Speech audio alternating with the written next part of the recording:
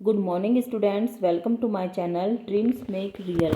बच्चों, my name is Deepali Garg और आज मैं आप लोगों के लिए 10th क्लास की हिंदी की वर्कशीट नंबर 67 यानी जिसको हिंदी में बोलेंगे कार्यपत्रक नंबर 67, जो कि हमारी 14 दिसंबर 2020 को आनी है मंडे में। आज मैं आपको समझाऊंगी। तो आज हमारी है जॉर्ज पंचम की नाक की कृतिका भाग 2 को हम आज पढ़ेंगे।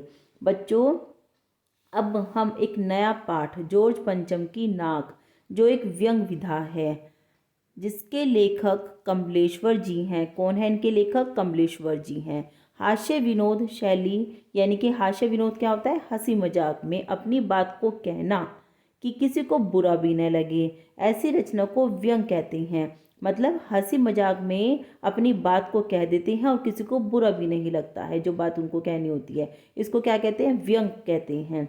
इस पाठ में ऐसे ही मजाकिया अंदाज में देश की व्यवस्था पर व्यंग किया गया है। आइए इस पाठ को जानें। यह बात उस समय की है जब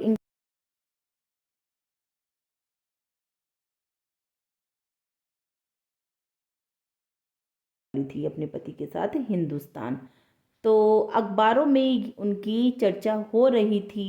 रोज लंदन के अखबारों से खबरें आ रही थी कि शाही दौरे के लिए कैसी कैसी तैयारियां की जा रही हैं, क्योंकि लंदन की रानी थी ना, वो इंग्लैंड की रानी एलिजाबेथ द्वितीय, जिसके बारे में आपने सुना होगा। रानी एलिजाबेथ का दर्जी परेशान था कि हिंदुस्तान, पाकिस्तान और नेपाल के दौरे पर रानी कब क्या पहनेगी। देखो, उनके दर्जी को भी कितनी परेशानी हो रही है कि जब रानी एलिजाबेथ हिंदुस्तान जाएंगी, पाकिस्तान जाएंगी और नेपाल जाएंगी, तब वह क्या क्या ड्रेस पहनेगी।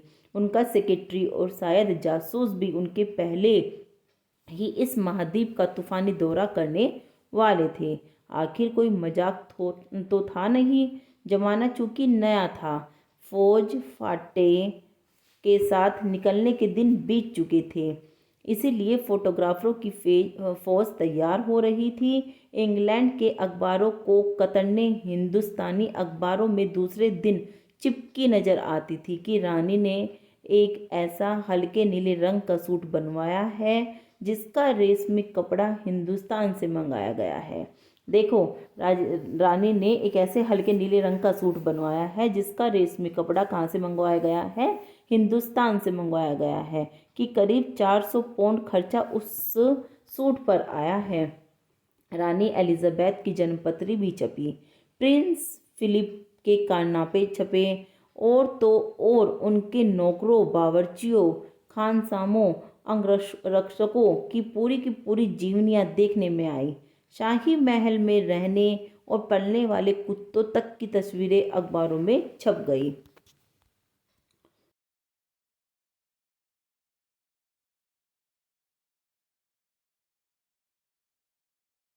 मतलब इतनी लोग बाग इतनी तैयारी में, उनके दर्जी, बावर्ची, उनके अंगरक्षक, कि जब रानी एलिजाबेथ हिंदुस्तान का दौरा करेंगी तो उससे पहले ही उनके अंगरक्षकों ने दौरा करके देख लिया था कि कैसी परिस्थितियां वहां पर हैं।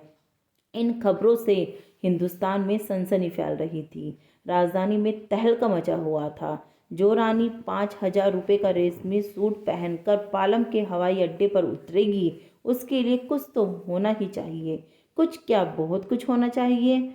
जिसके बावर्ची पहले महायुद्ध में जान हथेली पर लेकर लड़ चुके हैं, उनकी इन शान शौकत के क्या कहने। और वही रानी दिल्ली आ रही है, ने अपनी मुंह से निकल गया, वह आए हमारे घर, कभी हम उनको, कभी अपने घर को देखते हैं। देखो कितनी तैयारियां हो रही हैं कि रानी एलिजाबेथ हमारे हिंदुस्तान दिल्ली आएंगी, तो उसके लिए कभी हम अपने आप को, कभी अपने घर को, कभी अपने घर को, कभी अपने आप को देखते हैं।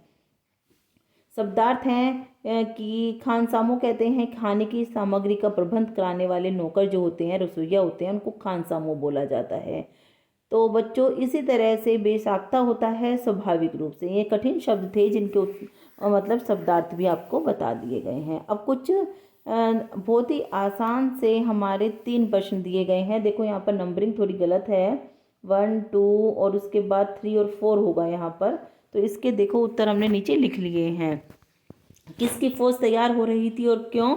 फोटोग्राफरों की फौज तैयार हो रही थी। हमने ऊपर पढ़ा है अभी गद्यांश में, जिनसे रानी से जुड़ी हर खबर अखबार में आती थी कि रानी ने कौन सा सूट बनवाया है, कैसी कैसी तैयारियां हो रही हैं। तो ये सब फोटोग्राफरों की फौज तैयार हो रही थी। किसके दर्जी को परेशानी थी?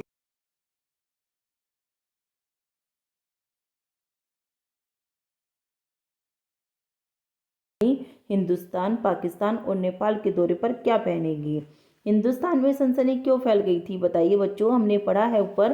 क्यों? क्योंकि महारानी एलिजाबेथ की भारत यात्रा को लेकर प्रतिदिन समाचार पत्रों में चटपटी खबरें प्रकाशित हो रही थी। कभी ये हो रहा था कि रानी एलिजाबेथ ने जो रेशमी सूट बनवाया है उसका रेशम भारत से आया है, कभी कुछ और कभी कुछ, है ना। इसी कारण हिंदुस्तान में सनसनी फैल गई थी। गतिविधि है एक कि उपयुक्त गद्यांश में से जो ज वर्णों के शब्द को ढूंढकर उनके वाक्य बनाने हैं। जैसे कि जॉर्ज पंचम हमने ऊपर से ढूंढा है।